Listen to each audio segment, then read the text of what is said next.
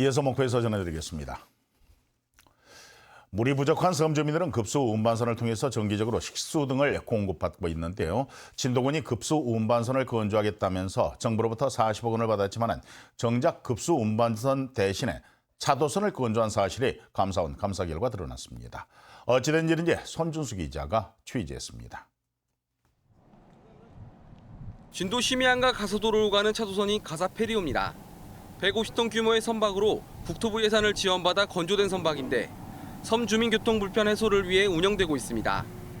하지만 국토부가 지원한 예산 40억 원은 섬 주민의 식수 해결 등을 위해 급수 운반선 명목으로 지원된 것인데 진도군이 정부 승인 없이 다른 목적의 배를 건조한 것으로 감사원 감사 결과 드러났습니다. 감사원은 이에 따라 국토교통부에 진도군으로부터 급수 운반선 건조 예산 환수를 요청했고 또 보조금의 최대 5배에 해당하는 제재 부과금을 징수할 수 있는 사안이라고 명시했습니다. 감사 결과대로라면 진도군은 200억 원이 넘는 부과금을 내야 할 처지에 놓였습니다. 진도군은 이와 관련해 섬 급수 지원도 가능한 다목적 선박인데다 교통 불편 해소를 위한 적극적인 행정이라고 밝혔습니다. 도서민들의 교통 편의를 제공하기 위해서 가장 최우선 순위에 두고 그 사업을 민원 해결 차원에서 해결한 사업입니다. 하지만 건조 이후 급수 운반을 단 한 차례도 한 적이 없는 데다 감사원 역시 목적과 달리 다목적 선박 건조 사업을 추진한 점은 고의성이 있다고 판단된다면서 적극 행정 면책에 해당되지 않는다고 밝혔습니다. 문제는 또 있습니다. 가사페리오는 국가보조항로나 준공영제 등 국가보조금이 지원되는 항로가 아니기 때문에 적자가 발생한다면 운항에 필요한 결손액을 진도군이 모두 부담해야 합니다. 주민 민원 해소 위해서 한다는 얘기인데 적자는 적자입니다. 흑자가 나올 수가 없습니다. 진도군의 재정 자립도는 13.8%, 전국 최하위 수준. 진도군은 열악한 재정 형편을 국토부에 설명하고 환수액과 제재 부과금 범위를 논의하고 있습니다. KBS 뉴스 손준수입니다. 무안군의 회랑 광주시가 무안 지역 주민들의 의견을 무시하고 광주에 군공항 이전 사업을 추진하고 있다고 비판했습니다. 군의회는 지난해 10월부터 1년 가까이 광주시가 군공항 이전 예비 후보 지역 가운데 유독 무안군만을 18차례 방문한 것은 물론 무등산의 방공포대와 공군의 탄약고까지 이전할 수 있다는 주장을 내놓고 있다며 일방적인 사업 추진 행태와 군민들의 갈등을 조장하는 행위에 깊은 유감을 표명한다고 밝혔습니다. 전남도 교육참여위원회가 정부의 대학 입시 전형의 정시 확대를 반대하고 나섰습니다. 참여위원회는 학생부 종합 전형과 학생부 교과 전형에 긍정적인 성과가 나타나는 상황에서 정시를 확대할 경우 학교 현장은 또다시 혼란에 빠지고 그 피해는 학생들이 입는다고 밝혔습니다. 위원회는 또 정시를 확대하면 사교육 접근이 어렵고 공교육에 의존할 수밖에 없는 농산어촌 지역의 교육을 황폐화시킬 것이라고 덧붙였습니다. 에너지 산업의 미래를 한자리에서 볼 수 있는 제5회 국제전력기술 엑스포인 빅스포가 개막했습니다. 수소 에너지와 최첨단의 전력 설비 등 다양한 에너지 신기술을 선보이고 있습니다. 보도에 최혜진 기자입니다. 전기를 배금에 통과시켜 수소를 만듭니다.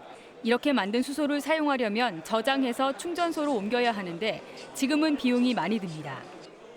이를 해결하기 위해 수소를 액화시켜서 연료로 쓰는 방법이 개발 중입니다. 성공할 경우 차량에 80리터만 넣으면 서울에서 부산까지 갈 수 있습니다.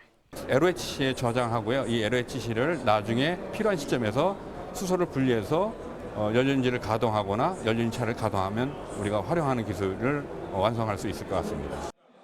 수소차를 활용해 캠핑장 등 야외에서 전기를 쓸 수 있게 하는 방법도 개발 중입니다. 정전 사고를 확인하고 빠르게 복구할 수 있는 지능형 배전 설비도 나왔습니다.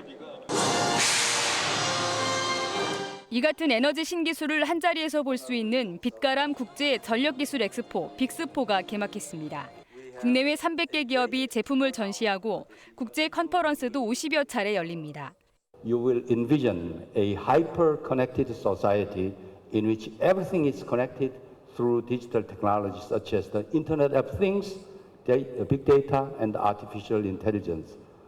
해외 각국의 전문가들도 미래에너지 기술에 깊은 관심을 보였습니다. I'm coming here for looking for new technology, for smart solution, and also for smart city also solution. 이번 빅스포에서는 일자리 박람회와 수출 상담도 진행되고 내일은 광주여대 유니버시아드 체육관에서 KBS 열린음악회가 열립니다. KBS 뉴스 최진입니다. KBS는 최근 논란이 되고 있는 광주의 군공항 이전 등 광주 전남 지역 현안에 대한 여론조사 결과를 내일 발표합니다. 지난 2일부터 4일까지 광주 전남 시도민 2,000명을 대상으로 진행한 이번 여론조사에서는 광주의 군공항 이전에 대한 해법과 총선을 5개월여 앞두고 있는 지역의 민심, 대통령의 국정 운영에 대한 평가, 그리고 시도지사의 직무 수행에 대한 평가 등이 담겼습니다. 이번 여론조사 결과는 내일 저녁 7시에 새롭게 선보이는 뉴스7 광주 전남 시간에 공개가 됩니다.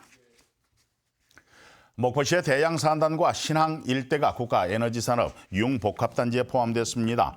에너지산업 융복합단지는 에너지 특화 산업을 육성을 하고 연구 개발 등을 집중하기 위해서 조성되는 것으로 국가의 미래 전략 산업을 이끌 것으로 전망이 됩니다.